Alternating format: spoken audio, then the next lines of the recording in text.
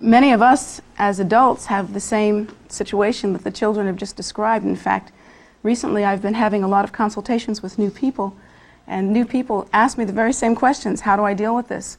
I live in this world where people are not Buddhist, and I work where people are not Buddhist, and I really don't know how to handle this. Should I tell them I'm Buddhist, or should I keep it to myself? And sometimes they describe actually losing some friendships when they become Buddhist. And the reason why that happens is that they tell their friends that something really important is happening to them, that something meaningful is happening to them, and that it's genuinely part of their lives and genuinely important. And in doing that, sometimes their friends think that they've lost it, you know, that they've done something really strange or gone off the deep end or bit the big tamale in some way. And this is a concern for adults as well. Generally speaking, Penna Rinpoche describes that Buddhism is something that one practices in the heart. And unless one wishes to take robes which are an obvious display of one's purpose and intention, and those robes involve a very deep sense of very, very evident renunciation. Unless one chooses to do that, one need not display in any way the concerns of one's heart. In fact, if you feel the need to constantly display that you are a Buddhist, perhaps one good step to take would be to examine your motives. What is the motivation? If the motivation is genuinely wishing to communicate something very precious to you to others who you think might benefit, then choose well and wisely who are those that might benefit. If you somehow wish to identify with a certain group or wish it known that you're doing something exotic, then you should examine that very thoroughly. That's not a very good motivation, not very pure. And it will really not lead to good result. Eventually we'll stumble all over ourselves and make mistakes doing that. So it would be really good if you could examine your motivation and act appropriately in that way. And speaking of people coming to me for consultations, actually the subject for this teaching today comes from consultations that I've recently had with people, which I feel hopefully serve the people very well, and hopefully, and certainly I know that they serve me very well, in that I have a better understanding of what goes on in the practitioner's mind and what concerns that they ordinarily have. And I usually have a mixture of consultations. I have meetings or teachings or consultations with my long-term students that have been with me for some years. And then I also have meetings or consultations with sometimes first-time students or students that I've been with only a short time. And it's interesting to find out that the concerns that practitioners have don't change all that much over the years. It's not as though we haven't answered questions or we're still revolving in the same stuff. The questions, I think, develop and become more sophisticated, but they're primarily the same in some ways. Furthermore, the difficulties or stumbling blocks that students experience, they actually experience in the beginning and then experience again, and sometimes continuously, as they move through the different levels and stages of practice. But again, the stumbling block becomes more sophisticated in a certain way, but it's the same issue. It's always the same issue. Due to certain consultations that I've had recently, I would like to talk about the practice of compassion or bodhicitta as being fundamental to this path.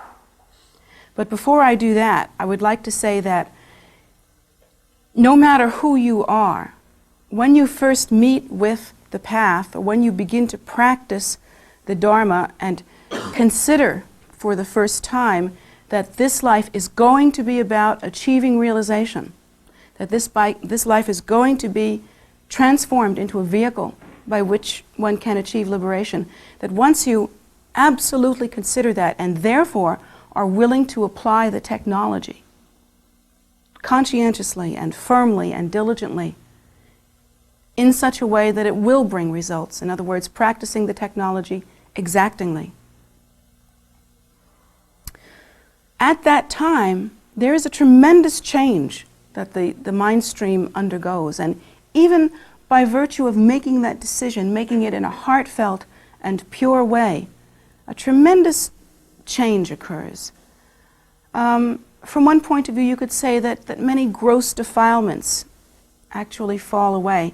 In fact, when one takes the initiating vows, the vows that actually put one's feet firmly on the path of the vows that are called refuge vows and bodhisattva vows, when one takes those vows, particularly the bodhisattva vow, it is considered that an enormous amount of gross defilements actually fall away from the mind stream, in that the bodhisattva vow is a vow of compassion, in which one vows to participate from this time until we achieve supreme realization in benefiting others, and that one will certainly achieve realization in order to benefit others, as it is that when one achieves realization, that is when one is able to bring about the most benefit for sentient beings.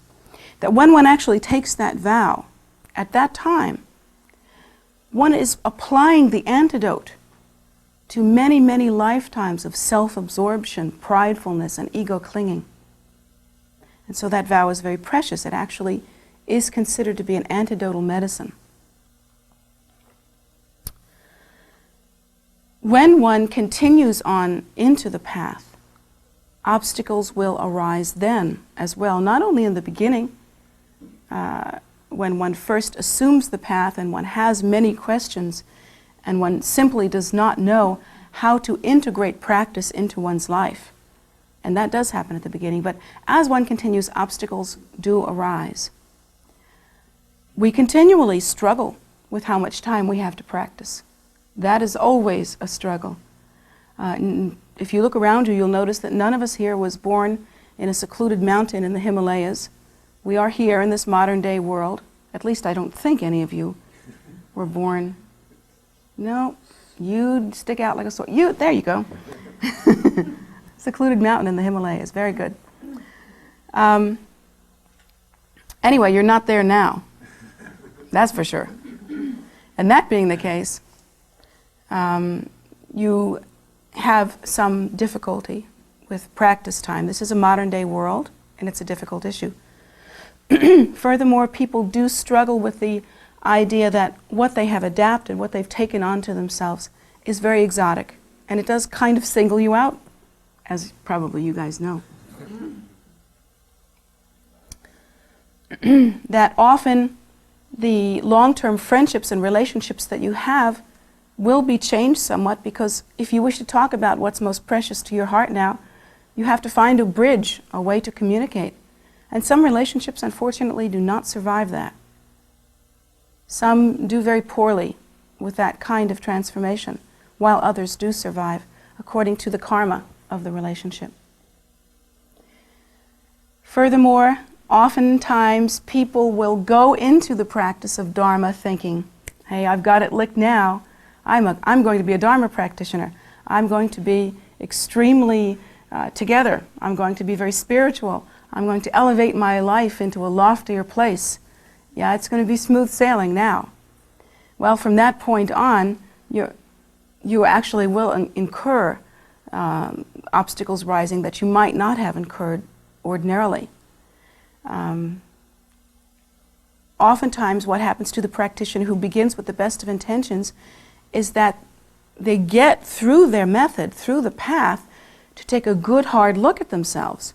And taking a good hard look at themselves, they often find out that they have more root poisons inside of them than they could have possibly have imagined. That once it is actually required of them that they make sacrifices, that they engage in active practice, that they go through the motions of the technology and actually move through it, that what rises to the surface of the mind are qualities that they never thought existed, like pridefulness, selfishness, egocentricity, ego-clinging, arrogance, things that we didn't even know were in there, anger, hatred. And while in the beginning, adapting the path, we think that we're so slick, oftentimes during the course of the path we find out that once we receive some teachings, we've learned enough to know that we are totally ignorant. And that's always a disturbing thing to find out. But These are things that all practitioners go through. And actually they are indications that one is really moving.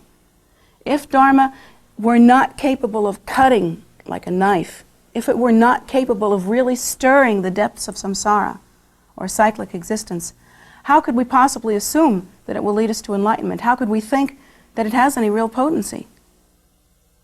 You must assume that Dharma will produce change. You must assume that it will stir up the depths of one's mind stream. You must assume that it will cut through delusion. You must assume that change will occur. Generally speaking, when obstacles arise during the course of the path, during the course of one's practice, one should generally, across the board, assume that there is a lack of, that one needs to practice more virtuous activity. And here's the way to view that. It doesn't mean that one is particularly or especially non-virtuous.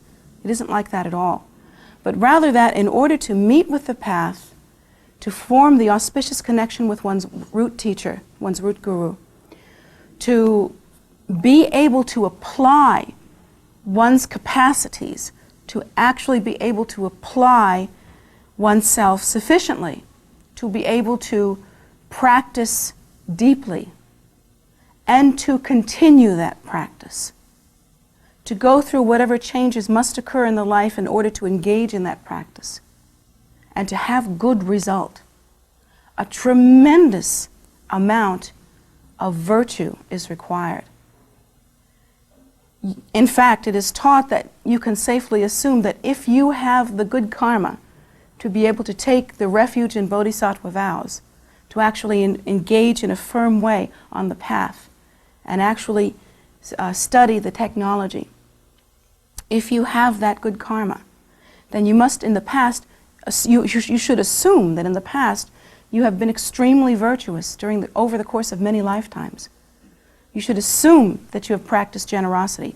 You should assume that you have practiced some kind of meritorious or virtuous activity that has kind of put money in your spiritual bank that has brought you to this condition. You should assume that. However, as this process continues, it continually requires more virtue to continue. And it's almost a catch-22 situation in that one is engaging in the path in order to create a more virtuous mind stream, in order to practice meritorious activity, but one also requires merit in order to do that. And so, of course, in Vajrayana particularly, the technology is such that hooked into or threaded through the practice technology, there are many methods to accumulate virtue. Not only are there methods that lead to enlightenment directly, but there are also methods that accumulate storehouses of virtue. This is part of the religion or part of the technology. You know, through making offerings, through certain kinds of practices that generate that kind of virtue. And so it's pretty much set up to work. But it doesn't mean that you as a student will not, from time to time, have certain kinds of obstacles arise within the mind stream. And those obstacles can be deluding. They can be very difficult to understand. Students will come to me and they'll say, suddenly I find that I'm falling asleep when I practice. What does that mean? Does that mean that I'm just too tired, or is my health bad? And they want me to do a health checkup on them. And that's generally not the case. It's generally that they need to accumulate some more virtuous activity. There's non-virtue that is causing them to separate from their practice in some regard. Or sometimes students will come up to me and they'll say, well, I thought I was going to be a Buddhist, and now I am a Buddhist, and now I just don't know what to do about it. I'm confused, and I'm sort of like that anyway. I sort of go in great guns and suddenly I fall apart midstream. Or I'm experiencing this confusion that I did not experience in the first place.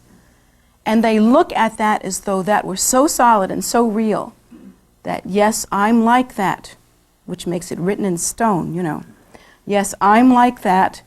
I used to be like this in the beginning, and now I'm just like that now. just like this now, isn't that so typical of me? That's how I am. And of course, when you think like that, you've written it in stone and you can't fight that. You can't do a thing with that.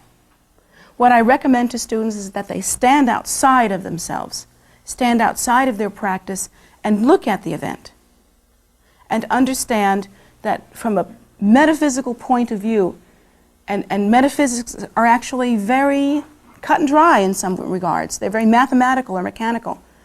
And from a metaphysical point of view, they had the certain karmic potential that ripened as their capacity to meet with the path and adapt the path.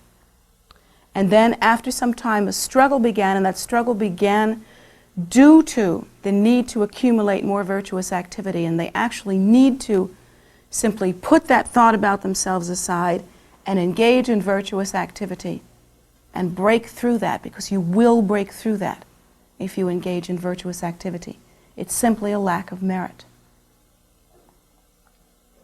And we all have the problem. It doesn't single any of us out as being particularly odious. It's just the condition of cyclic existence, the condition of sentient beings.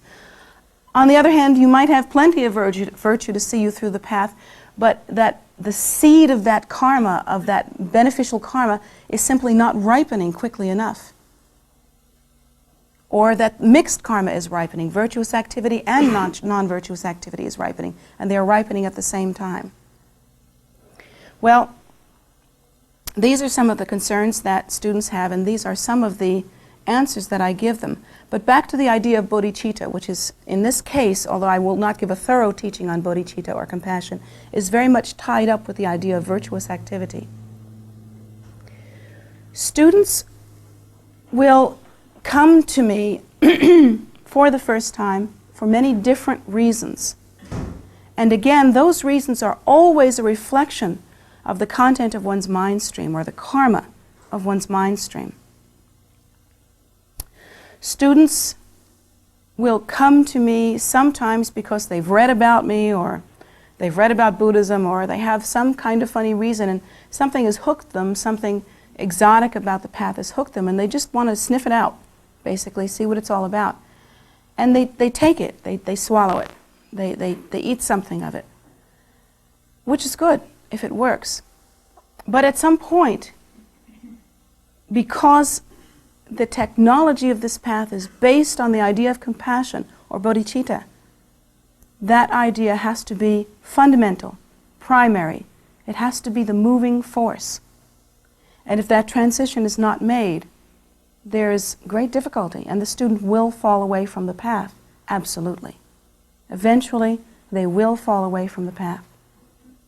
I have never, not once, seen a student come into the path for selfish reasons. That is to say, to achieve realization for their own sake, or to collect this exotic method, or to assume the characteristics of a practitioner in some materialistic way by just collecting the attitude. I have never seen a practitioner who comes to the path in that way without changing radically ever stick with it. They will drop away, and they will think that they have dropped away for their own personal reasons. So the bodhicitta must be practiced. And if it is not practiced initially, then one should practice it straight away. Furthermore, again and again and again, the lamas, the bodhisattvas, and especially the Buddhas will teach that compassion is the strongest force that exists. Like water that can wear rocks away, it is the force that cuts through all delusion. It cuts through any situation that is harmful or uncomfortable. And the reason why is that all situations that come to us or that we meet with due to our karma. And compassionate activity is the strongest changer and purifier of one's karma that there is. There is no question about that.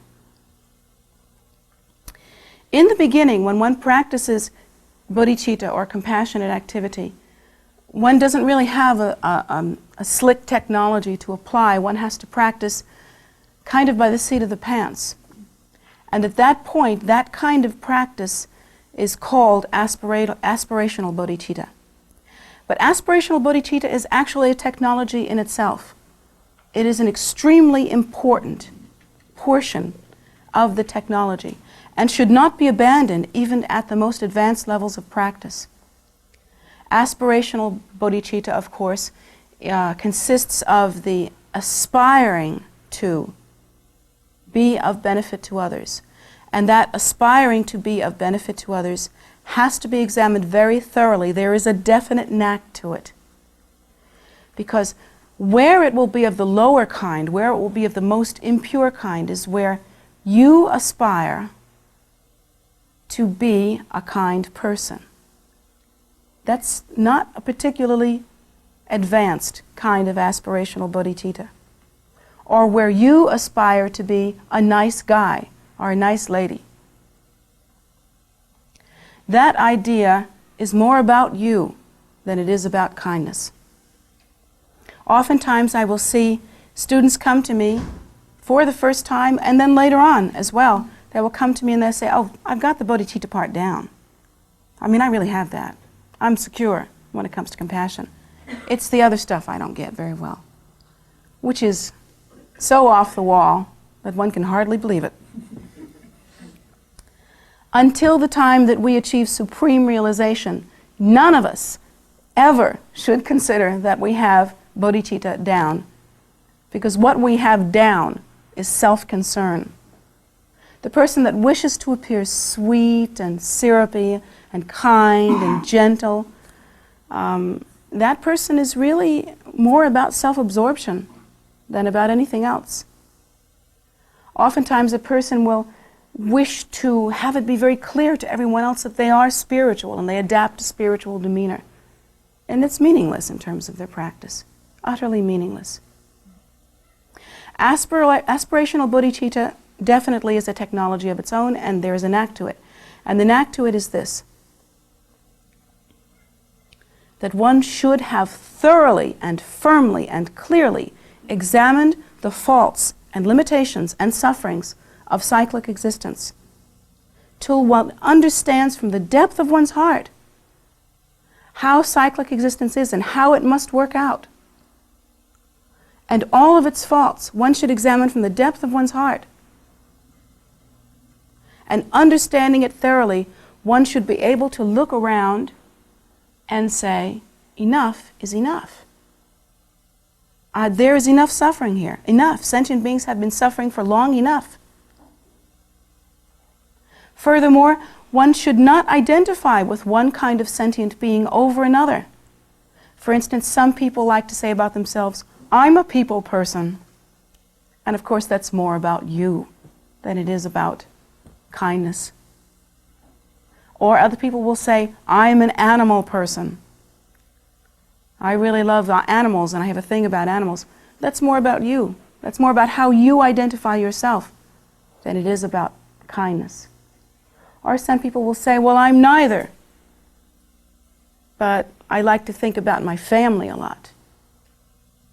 Well, that's, again, that defines you. That isn't about kindness. In order to really practice bodhicitta, one must understand that all sentient beings are equal, that each one of them are sentient, they are feeling creatures, and that they are involved with and revolving in the intrinsic suffering of cyclic existence, the suffering of change, the suffering of impermanence, the suffering that is ultimately always due to desire. That all sentient beings suffer that way. Human beings suffer from doubt, and therefore cannot practice the path even when it's right in front of them. Animals suffer from dullness or stupidity and cannot save themselves if someone tries to hurt them. Non-physical beings that are called hungry ghosts, that are grasping, desirous beings, suffer from the inability to ever have what they need. They suffer from grasping, from hunger, from thirst, from neediness. Well, of course, you know human beings that suffer from that as well, and animals as well. All of the different kinds of suffering that any kind of being, physical and non-physical, on any realm, can suffer from. We all share and we all have that in common, and therefore we are all equal in that we are suffering, but we wish to be happy, and we have within us the Buddha nature that will prevail ultimately with practice. That's true of humans, animals, physical beings, formless beings, and we are equal. So to understand that if one were to look at the 3,000 myriads of universes, and if one were to look at all cyclic existence, both form and formless, one would certainly determine that there are more sentient beings revolving in cyclic existence than there are grains of sand on all the beaches of the earth. Uncountable numbers. Uncountable numbers. And that they all feel and they all are actually the same and have the same weight. Therefore, we decide to practice. And that is the basis of the technology of aspirational bodhicitta. We cannot bear to see them suffer anymore. We wish, we see their suffering, we see it, we feel it, and we wish that their suffering would cease. And we begin, and aspirational practice is practiced by beginning with practicing wishing prayers. Simple wishing prayers. And in the beginning, just prayers from the heart. Just prayers from the heart. One can, in one's own words, say, I have seen the suffering of sentient beings and it's too much. May there be an end to suffering. May all of the causes of suffering be completely eradicated. From the depth of my heart, I wish and I pray that my life would be utilized as a means by which some suffering could be ended. That sometime in the future, I myself will be able to return in a potent way to end the suffering of sentient beings. In fact, I am so moved by the suffering of sentient beings that I promise this, that if I were the only one that had the capacity to eliminate the suffering of sentient beings, that I alone would return sufficiently, enough times, under any conditions, to be able to benefit sentient beings. That's aspirational bodhicitta. That when one walks around, one should think that even as I walk on this road right now, may all sentient beings walk on the path to enlightenment. And as one opens a door, one should think, even as I open this door now, may all sentient beings open the door to liberation and enter thereby. And as I take a shower, even as I take the shower, may all sentient beings be cleansed of the defilements that bring about their suffering. And as I eat, even as I eat, may all sentient beings be nourished by the teachings of the Buddha and accomplish them accordingly. And that even as I digest the food that I eat, may they digest the teaching in such a way as to be utterly moved and transformed. These are the kinds of prayers that are the practice of aspirational bodhicitta. And they are the beginning, and in some ways they are the ultimate practice. Because if we ever lose sight of aspirational bodhicitta on that day, we have taken the first step toward losing the path. It's written in stone then. And on the day that we again take aspirational bodhicitta back to ourselves, we have then begun to find our way home again. So whether you are a beginning practitioner and that's the only practice that you have, it is an excellent practice. Or whether you are an advanced practitioner and you feel that you're well on your way to accomplishing Dharma, that is still your most advanced practice. It is your best. Even if you are practicing the most highfalutin, extraordinary technology, without that practice, it is ordinary. It is nothing. And that is certainly the case. During the course of one's practice, one will move from aspirational bodhicitta into what is called practical bodhicitta. And in the practice of practical bodhicitta, one will accomplish certain techniques that are meant to create, and are in fact, the method by which one will establish oneself as firstly a bodhisattva, which is an awakening being, and ultimately a Buddha.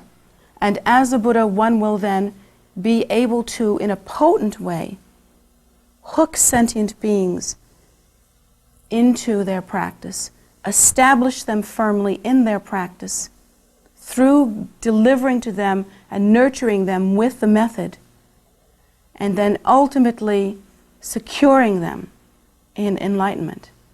But only as a Buddha or as a great Bodhisattva can one actually accomplish this. And only really as a Buddha can we truly liberate beings. So in that sense, the practice of practical bodhicitta has a lot to do with establishing oneself in enlightenment. But that should never be done selfishly. One should never think, okay, now I've practiced aspirational bodhicitta, now I'm on to the practical stuff, and I'm really going to be a Buddha now. One should never think like that, because believe me when I tell you, even the most advanced, most promising practices will fall flat as a pancake. If there is no bodhicitta, there is no practice. And during the course of establishing oneself in practical bodhicitta, one actually learns that one can accomplish many different kinds of practices and dedicate the merit of that practice to the benefit of sentient beings.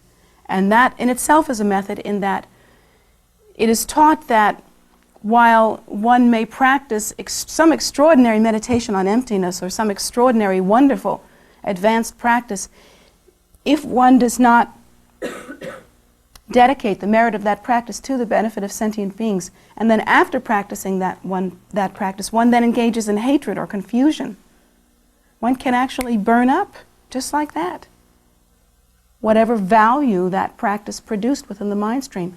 But if one has dedicated the practice to the benefit of sentient beings, one can never do anything but increase the storehouse of merit within the mind stream.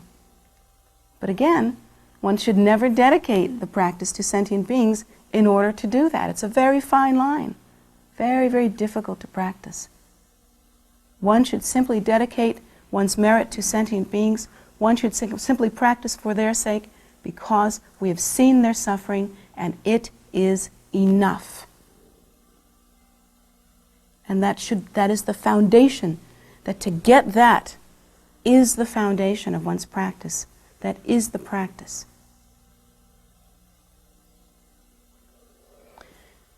Even within the context of preliminary practice called ngundro, there is a practice called bodhicitta, the practice of bodhicitta, where one learns to become non-dual with the three precious jewels of refuge, which are the Buddha, Dharma, and Sangha, and of course the Lama as representative of all three. And becoming non-dual with the objects of refuge, one then breathes in the suffering of sentient beings, takes it in, breathes it in, wishing fervently that by breathing it in, their suffering would be alleviated. And one sees the suffering coming to oneself, and then one breathes out all of one's virtue, dedicating it to all sentient beings for their sake, and sees that virtuous activity producing extreme happiness in them. Without thought for oneself, without any concern, one practices that way. A very, very powerful practice, very effective, very strong.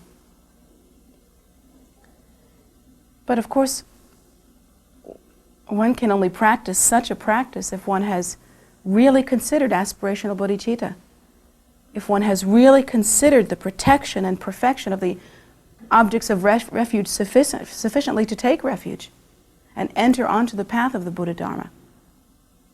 And one can only practice this practical bodhicitta if one has thoroughly considered that one has dedicated one's life to the benefit of sentient beings. No.